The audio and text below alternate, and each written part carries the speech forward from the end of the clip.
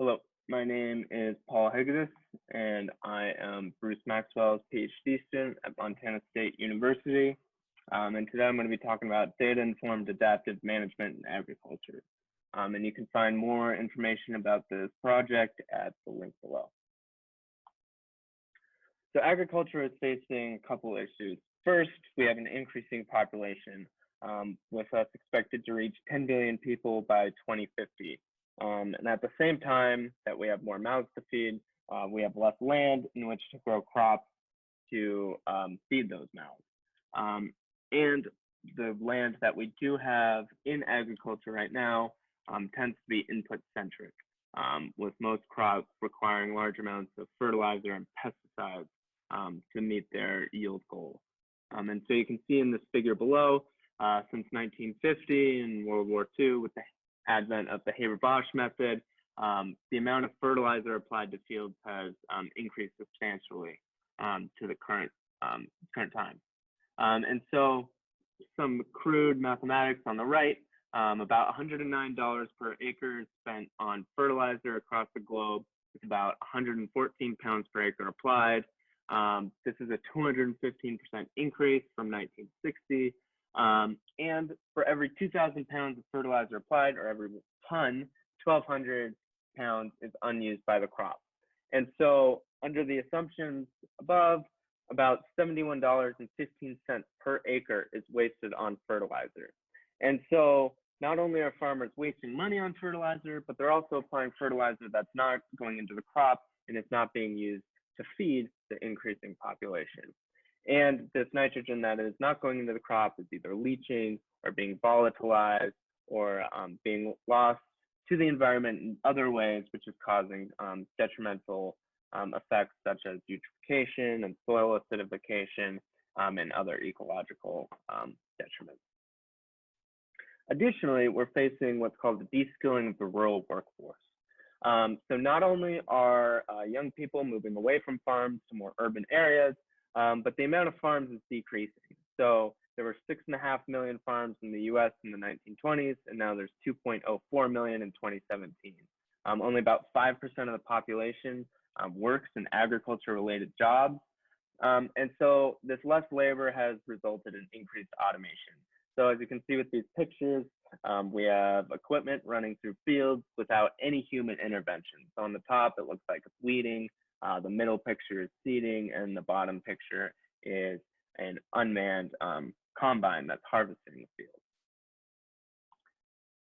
And so as we have less farmers to work the land and we have larger field sizes because we have less farms, we also need to be more field specific in our management. So the status quo right now is to take a recommendation for something like fertilizer and apply a uniform rate across the entire field and repeat that rate across all the fields at your farm. But we need to understand the variation and drivers of crop responses, because when we're applying blanket uniform rates, we're not applying what the crop needs in each spot. And so with the scatter plot, if we ignore the colors for now, we can see on the y-axis we have yield, and on the x-axis we have variable nitrogen rates. And even when we're not applying any nitrogen, we're getting a huge spread in the crop response. So as you can see, at that 0 rate, we've got yields from virtually 0 up to a relatively good yield of around 70 bushels per acre. And in this map, you can see that across the field, spatially, yields vary quite a bit. And this is both in 1 year, and if we go to another year, we see that we also have variation, but we have different variation. So we need to we need to manage these fields specifically based off of the data that we gather from these fields, so that we can make recommendations that are specific to these fields. And we finally have the ability to do that. So with increased automation and technology, we have increased data being collected from farms. So we can collect harvest data such as yield and protein from yield monitors and protein monitors mounted on the combine. We have weather stations, drones. You can collect data from external machines such as Varus machines that record electrical conductivity, organic matter, or pH.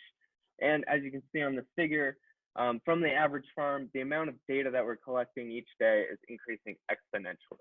And this doesn't even include the amount of satellite data that we have access to for almost every inch of the earth nowadays.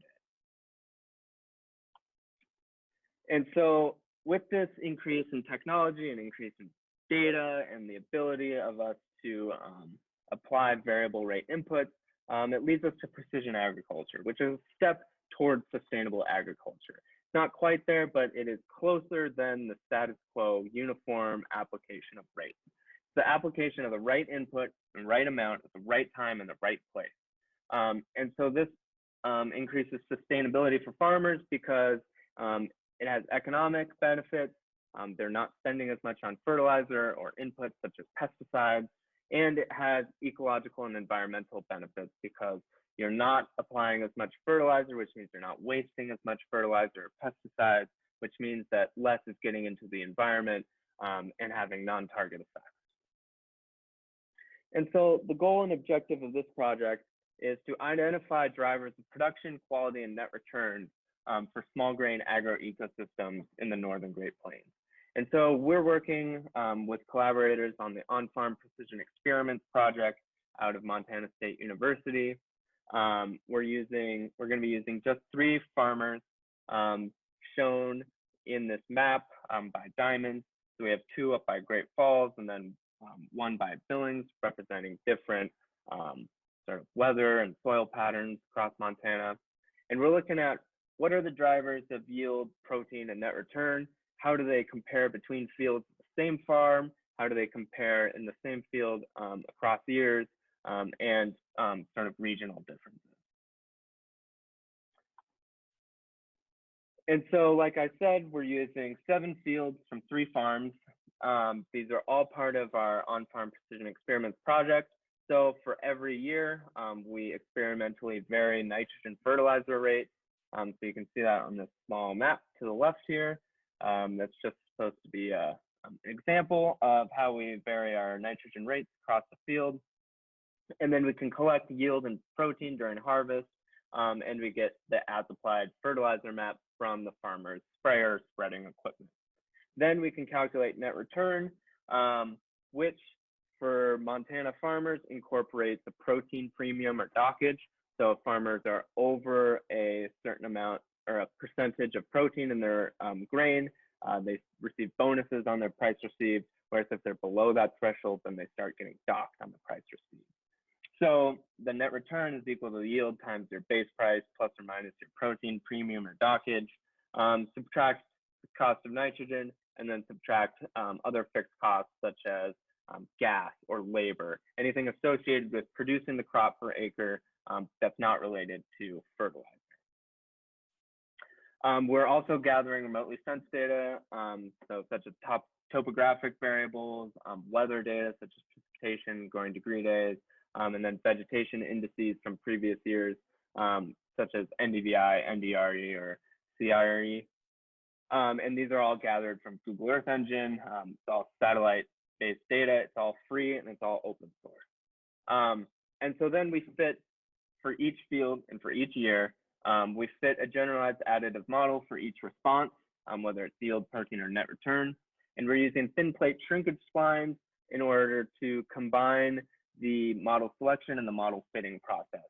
So the shrinkage allows these smoothing terms to be shrunk to 0, indicating that there's no effect on the response. And then once we fit a model for each field and year, then we perform a sensitivity analysis where we vary each covariate up and down 10% and recalculate the mean response and compare that to with the default values to see which covariate has the largest effect on that mean response.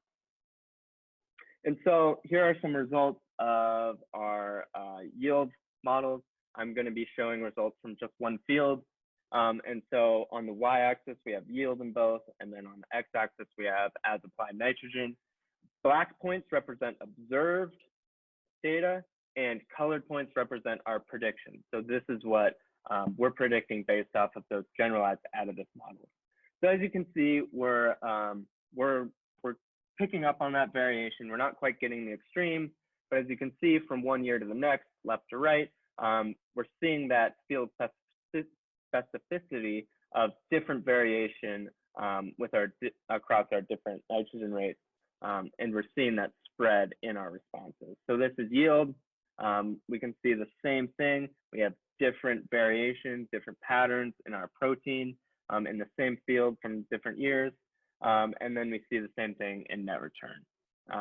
And again, our models are doing pretty good. They're not sort of picking up the upper limits of our observations or the lower limits, but these are the models that we use for our sensitivity analysis. So when we ran sensitivity analysis on each field and year combination for each response variable, we found that elevation had the most effect on any of the response variables across all fields and years. And so the second most influential parameter across all response variables was as applied nitrogen. And this is interesting because nitrogen is what the farmers have the most control over. It's what they are applying to their fields. They can't really do much about topography, but this is showing that even though what we think is the most important plant macronutrient is not having the largest effect on yield or net returns as sort of non-experimental variables such as elevation. And so we can see that elevation was the most influential for net return and yield across all fields and years, but nitrogen and elevation were tied in protein data sets across field and year. And then we can also see that productivity from previous years, so vegetation indices from 2 years prior, the current year and the previous year. So the productivity of a previous crop or the upcoming crop has an effect on yield, protein, or net return. And I'd like to note that vegetation indices from the current year, that indicates NDVI from January 1st to March 30th, because that's the time at which farmers need to make their decisions and they won't have information after that date when they're making recommendations in the upcoming year. And so when we're looking at each field and year combination, the same covariate was the most elastic for all three response variables about half the time. So that's showing that about half the time you're going to have a different parameter that is influencing yield, protein, and net return. When we look at the same field and response variable across year, about 20% of the time, the same covariate is the most influential on the same response variable. So this is showing that even in the same field for the same response variable, in 2 different years, we're going to have 2 different covariates that are most influential on that. So this brings back to the field specificity point. Different drivers are present for different response variables, even in the same field and year. We can see that by looking at Section 1 East in 2017. Look at yield and protein. There's 2 different parameters that are most influential, even in the same field in the same year. Across fields, even in the same year, we have different variables. So looking at just yield in 2019 in Section 1 East, which is bordering Section 1 West, they physically touch, but in 2019 in Section 1 West, elevation was the most influential on yield, whereas NDVI from the previous year was the most influential in Section 1 East.